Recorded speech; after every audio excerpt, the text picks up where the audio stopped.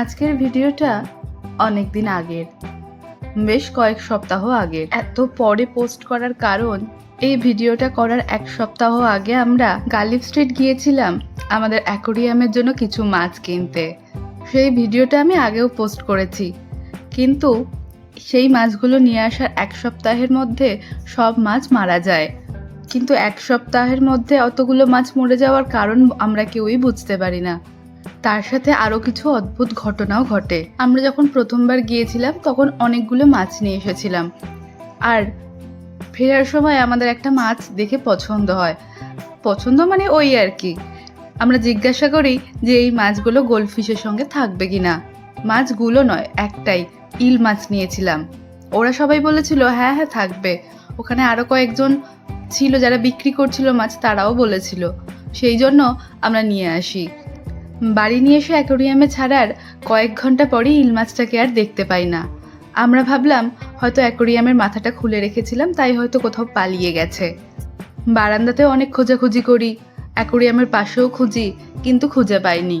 অ্যাকোরিয়ামের ভিতরে সাদা পাথরগুলোতেও অনেক খোঁজাখুঁজি করি, তাও বেরোয়নি।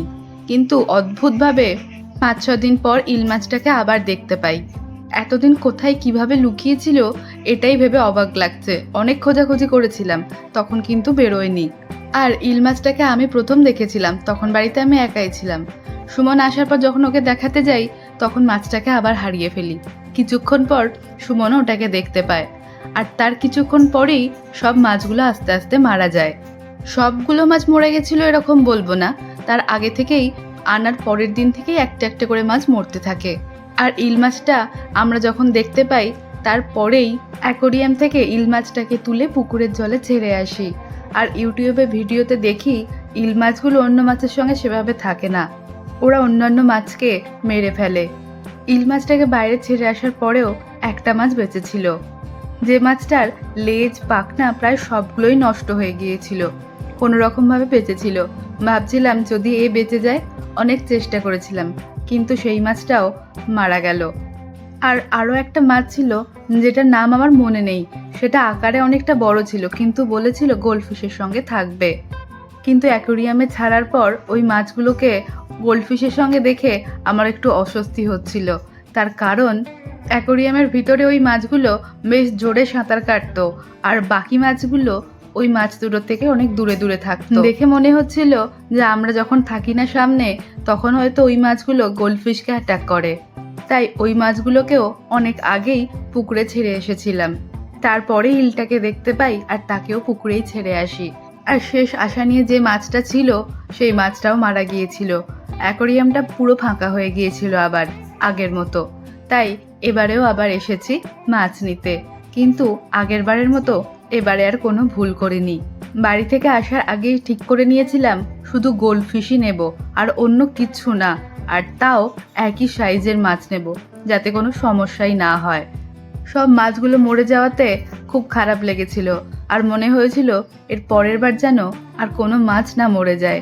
তাই কোনো রকম রিস্ক না নিয়েই সব মাছগুলো একই সাইজে নিয়েছিলাম। একটু 19-20 রয়েইছে, তবে মাছ কিনে ফেরার পথে দেখলাম স্নেল রয়েছে কটা, তাই দুটো স্নেলও নিয়ে নিয়েছি। ইউটিউবে অনেক ভিডিও দেখেছি যাতে আর কোনো মাছ না মরে যায় বা শরীর খারাপ না হয়। সেটা দেখে আমার যেটা মনে হয়েছে, বাইরে থেকে কোনো মাছ কিনে নিয়ে এলে অ্যাকোরিয়ামে রাখার জন্য প্রথমে সেটা অ্যাকোরিয়ামের জলে যে ওষুধটা আমরা ব্যবহার করি, নীল ওষুধ, সেটা প্রথমে জলেতে গুলে সেই মাছগুলোকে কিছুক্ষণের জন্য ভিজিয়ে রাখতে হবে। তার আগে অবশ্যই টেম্পারেচারটা মেনটেন করে নিতে হবে।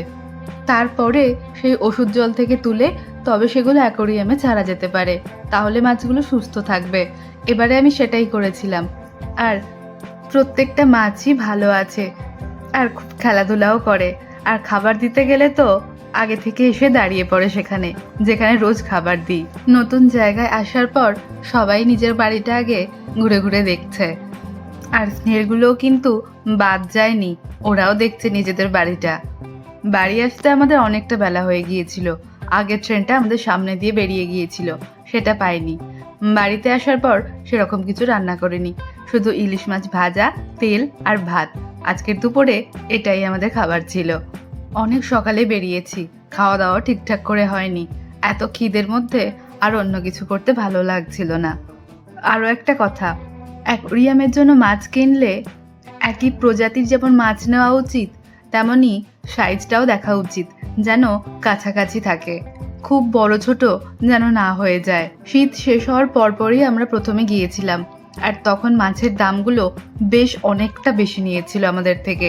এক একটা পিস তো 250 টাকা করে পড়েছিল। আর সেই মাছগুলোই আমরা এবারে 10 টাকা পিসে নিয়ে এসেছি। সাইজে ছোট হলেও মাছগুলো কিন্তু খুব ভালো আছে এখনো পর্যন্ত। আগের বারের মাছগুলোর থেকেও অনেক বেশি হেলদি। আমার মনে হয় বড় মাছের থেকে প্রথমে আমরা ছোট মাছ নিয়ে এলেই বেশি ভালো করতাম, সেই মাছগুলোই বেশি ভালো থাকে। দুপুরবেলা একটা লম্বা ঘুম দিয়ে বিকালবেলা আমরা বেরিয়েছি, আমার ক্লাস আছে সেখানেই যাচ্ছি।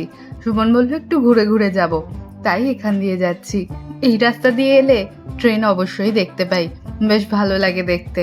ভিডিওটা ছিল চৈত্র মাসের মাঝামাঝি করে। জলযাত্রীরও বেশ ভিড় রয়েছিল।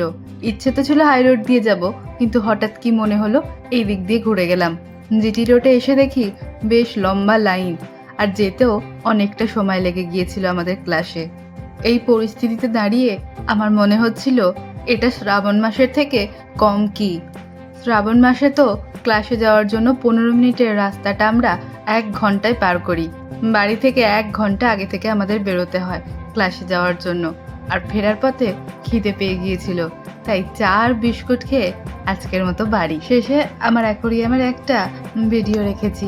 সেই মাছগুলো আমার সঙ্গে কতটা ফ্রেন্ডলি হয়ে গিয়েছে সেটা সেই ভিডিওতেই বুঝতে পারবেন।